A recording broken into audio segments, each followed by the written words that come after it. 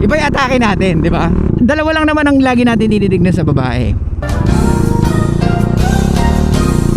Hey, what's up guys? It's your boy, Suplano Moto. Okay, for today's vlog, let's talk about ang nag-comment sa ating comment section. So, ang tanong niya, meron siyang nililigawan. So, panay ang like sa kanyang stories, panay ang reply naman sa kanyang message. However, ang sabi ni sir, hindi daw marunong mag-build ng communication si girl. What? Ano ka si Prince Charming? Bro, tandaan mo, ikaw ang lalaki, ikaw ang mag-i-initiate ng conversation, tama? So ang sabi niya, ano daw ang mali or ano daw ang problema doon?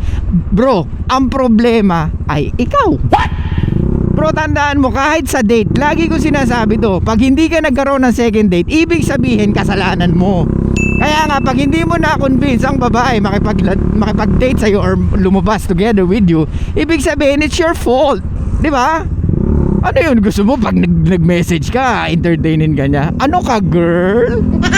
Guys, eto lagi yung tatandaan. Huwag tayong paano. Alam ko may mga lalaki rin na parang they think they can pull girls, any girls that they like. Come on, man.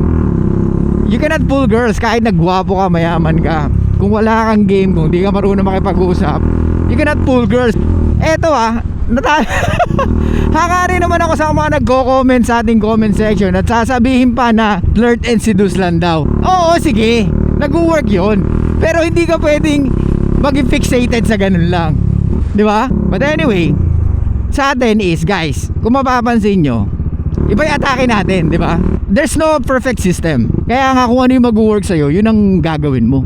Kaya nga, nandito kayo sa channel ko because you are curious kung ano yung mga sinasabi ko dito, di ba?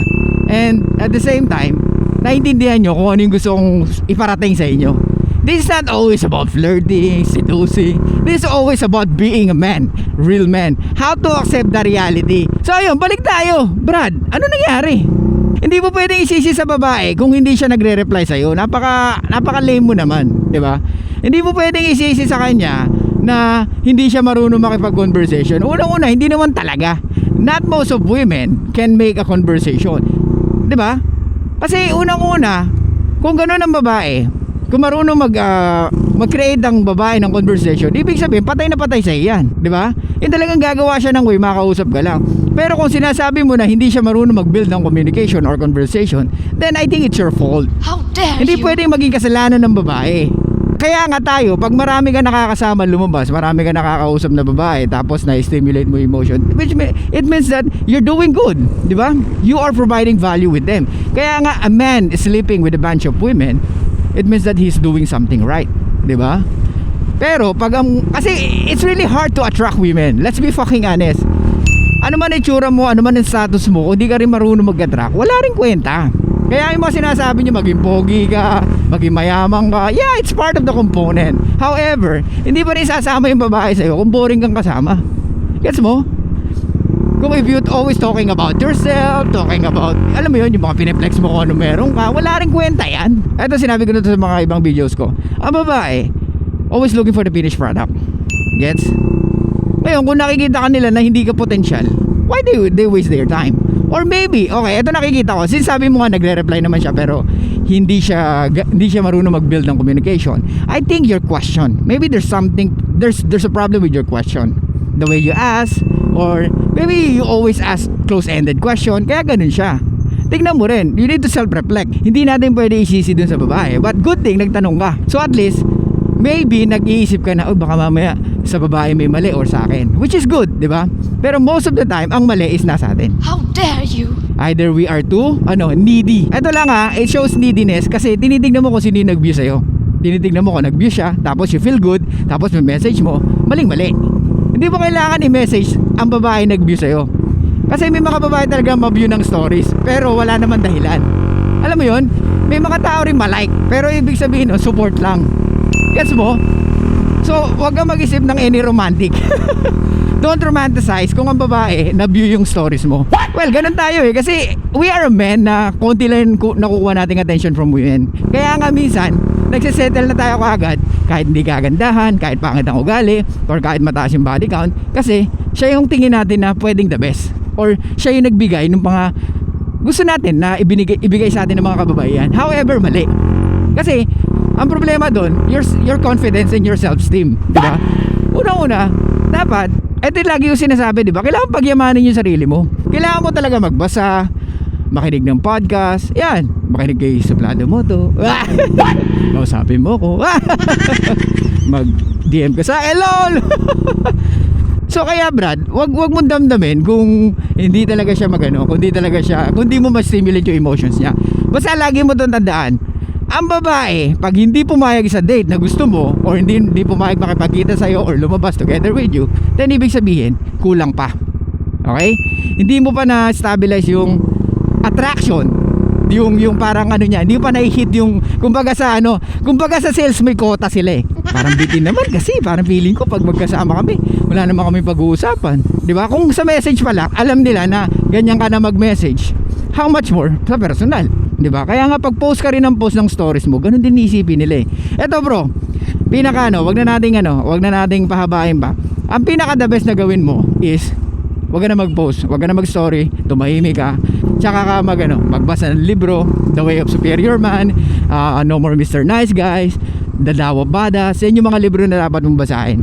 So guys, yan yung parang pinaka sasabi natin na prerequisite. Bago tayo umabot sa may mga percentage, yung mga research, mga ganon, magbasa ka muna ng mga basic. Okay? Tapos, i-improve mo pa yung sarili mo when it comes to talking. Kailangan mo magkaroon ng more sense of humor. I don't know how old are you, pero I think okay ka naman makipag-usap kasi the way you ask, nakikita ko naman na aware ka naman sa mga nangyayari sa'yo. So, you just improve your game, or maybe the way how you deliver the message. Hindi mo kasi pwedeng gawin pa ulit-ulit. Ikaw ang nagsabi na kahit anong message ko, parang ganun pa rin. So, ibig sabihin, maybe you asking the same question, or the way, maybe tone of voice, using same words, di ba?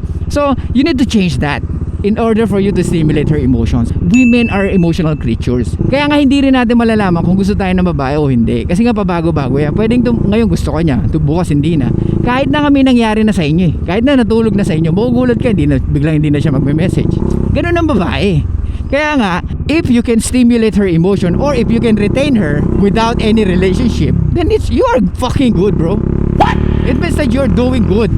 Yung kaya mo siyang i-lead, sinasabi mo sa kanya na ganito dapat ang isang babae, tapos ginagawa niya, di ba? Or minsan, nasabi mo, tapos magugulat ka, ginawa na niya, di ba? Kung baga na-influensyahan mo siya na gawin yung mga bagay na tama ayon sa nalalaman mo, especially pagdating sa babae. Dalawa lang naman ang lagi natin tinitignan sa babae. Her sexual past, and of course, her looks. Yun yung pinakadalawang binavalue natin sa kanila, na unang-una, kumbaga yun yung pinaka prerequisite.